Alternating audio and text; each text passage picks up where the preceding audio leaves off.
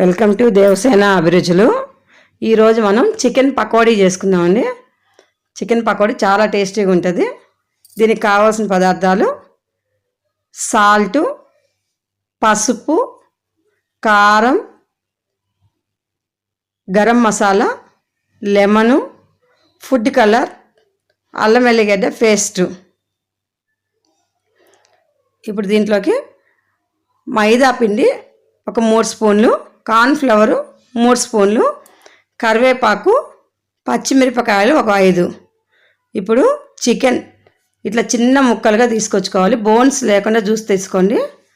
Boneless తీసుకొని చిన్న పీసులు చేసుకొని ఇలా శుభ్రం నీట్గా కడిగి శుభ్రం పెట్టుకున్న తర్వాత ఇప్పుడు దీంట్లో మనం సాల్టు, 1 చెంచా సాల్టు, 1 చెంచా పసుపు, 1.5 చెంచా కారం, మేము ఒక అర్ధ కిలో తీసుకున్నాము, అర్ధ కిలోకి సరిపోయాయని చెప్తున్నాను నేను. 1 స్పూన్ గరం మసాలా, ఎందుకంటే కొంచెం ఘాటుగా ఉంటేనే బాగుంటుంది కాబట్టి garam masala 1 spoon, food colour చిటికెడు, ఫుడ్ కలర్ చిటికెడు వేస్తే చాలు. అల్లం వెల్లిగడ్డ పేస్టు ఒక 2 చెంచాలు వేయాలండి. 2 చెంచాలు అల్లం వెల్లిగడ్డ పేస్టు, ఎందుకంటే టేస్ట్ మంచిగా ఉండడానికి. లెమన్ ఒక హాఫ్ దబ్బ, సగం లెమన్ వేసుకుంటే సరిపోతుంది. ఎక్కువ మరీ పుల్లగా అయినా కానీ బాగుంటుంది కాబట్టి హాఫ్ వేసుకోవాలి.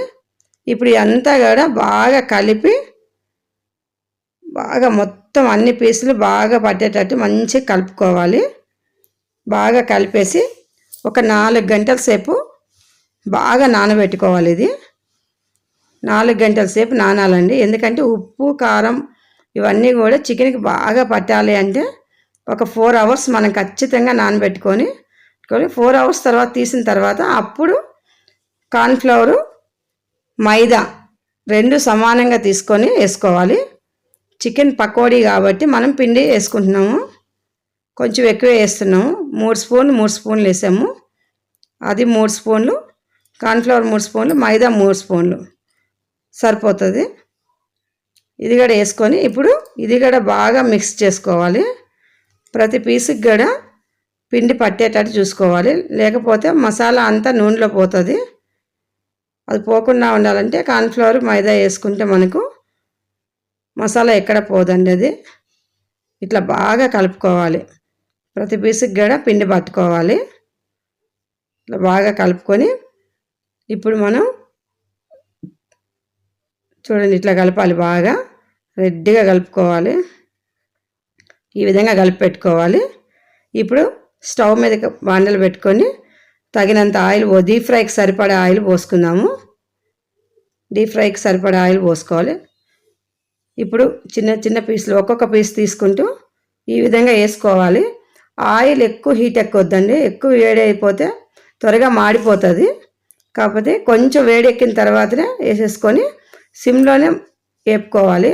మంట పెద్దగా పెడితే నల్లగా అయిపోతుంది కానీ లోపల చికెన్ ఉడకదు. సిమ్లో పెట్టి వేయించుకుంటే ఇక చూడండి ఈ విధంగా కొంచెం కొంచెం చికెన్ వేసుకుంటూ మొత్తం కూడా అంతా చికెన్ వేపుకోవాలి. ఈ విధంగా వేగాలి. బాగా మంచి కలర్ వచ్చే వరకు వేపుకోవాలి మనం. పచ్చిమిరపకాయలు కూడా ఒక 5-6 పచ్చిమిరపకాయలు ఇలా ఘాట్లు పెట్టుకోవాలి.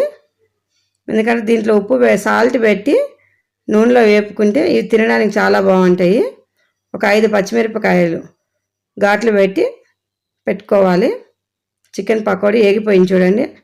టిష్యూ పేపర్ మీద వేసుకుంటే ఏమన్నా కొంచెం ఆయిల్ ఉన్నా కానీ టిష్యూ పేపర్ గుంజుకుంటుంది. కరివేపాకు, పచ్చిమిరపకాయలు బాగా వేపుకొని ఇలాగా దీని మీద వేసుకోవాలి. కరివేపాకు గడ్డ తింటే చాలా టేస్టీగా ఉంటుందండి. ఇది పకోడీ తినేటప్పుడు ఆనియన్, నిమ్మకాయ ఇవన్నీ పెట్టుకొని చేసుకోవాలి. లైక్ చేయండి, షేర్ చేయండి, సబ్స్క్రైబ్ చేయండి. మీరు కూడా చేసుకొని తిని చూసి మా కామెంట్స్లో పెట్టండి.